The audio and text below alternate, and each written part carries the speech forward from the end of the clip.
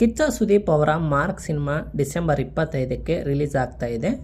ಈಗಾಗಲೇ ಸಿನಿಮಾ ತಂಡ ಪ್ರಚಾರದ ಭಾಗವಾಗಿ ಒಂದು ಇಂಟ್ರೋ, ಟ್ರೈಲರ್ ಹಾಗೂ ಹಾಡನ್ನು ಬಿಡುಗಡೆ ಮಾಡಿದೆ.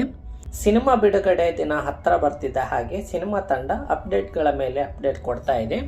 ಈಗ ಬಂದ ಅಪ್ಡೇಟ್ ಏನಂದರೆ, ಮಾರ್ಕ್ ಸಿನಿಮಾದಲ್ಲಿ ಯಾರ್ಯಾರು ನಟನೆ ಮಾಡಿದ್ದಾರೆ ಎನ್ನುವುದು, ಮಾರ್ಕ್ನಲ್ಲಿ ನಟಿಸಿರುವ ಕನ್ನಡದ ನಟರು ಎಷ್ಟು ಜನ, ದಕ್ಷಿಣ ಭಾರತದ ಬೇರೆ ಬೇರೆಯ ಭಾಷೆಯ ನಟರು ಎಷ್ಟು ಜನ ಎನ್ನುವುದನ್ನು ನೋಡೋಣ.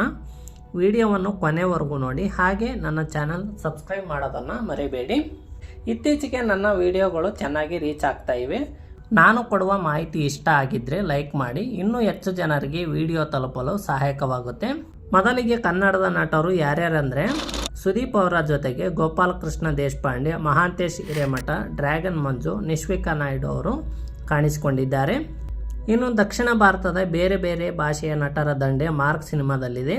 ನವೀನ್ ಚಂದ್ರ, ಗುರು ಸೋಮಸುಂದರನ್, ಯೋಗಿ ಬಾಬು, ಅಭಿಷೇಕ್ ಜೋಸೆಫ್ ಬಾಬು ಹಾಗೂ ಶೈನ್ ಟಾಮ್ ಚಾಕೋ ಅವರು ಮಾರ್ಕ್ ಸಿನಿಮಾದಲ್ಲಿ ಕಾಣಿಸಿಕೊಳ್ಳಲಿದ್ದಾರೆ.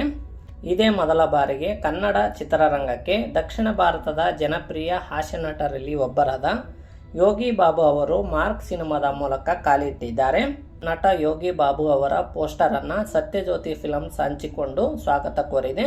ತೆಲುಗು ಮತ್ತು ತಮಿಳು ಚಿತ್ರರಂಗದಲ್ಲಿ ವಿಲನ್ ಪಾತ್ರಗಳ ಅಭಿನಯಕ್ಕೆ ಹೆಸರುವಾಸಿಯಾದ ನಟ ನವೀನ್ ಚಂದ್ರ ಅವರು ಮಾರ್ಕ್ ಸಿನಿಮಾದಲ್ಲಿ ನಟಿಸಿದ್ದಾರೆ.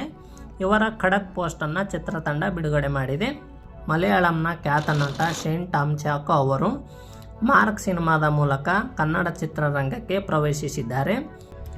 ತಮಿಳು, ತೆಲುಗು ಸೇರಿದಂತೆ ವಿವಿಧ ಭಾಷೆಗಳಲ್ಲಿ ಖಳನಟನಾಗಿ ನಟಿಸಿ ಅಭಿಮಾನಿಗಳನ್ನು ಗಳಿಸಿದ್ದ ನಟನನ್ನು ಮಾರ್ಕ್ ತಂಡವು ಸಂತೋಷದಿಂದ ಬರಮಾಡಿಕೊಂಡಿದೆ.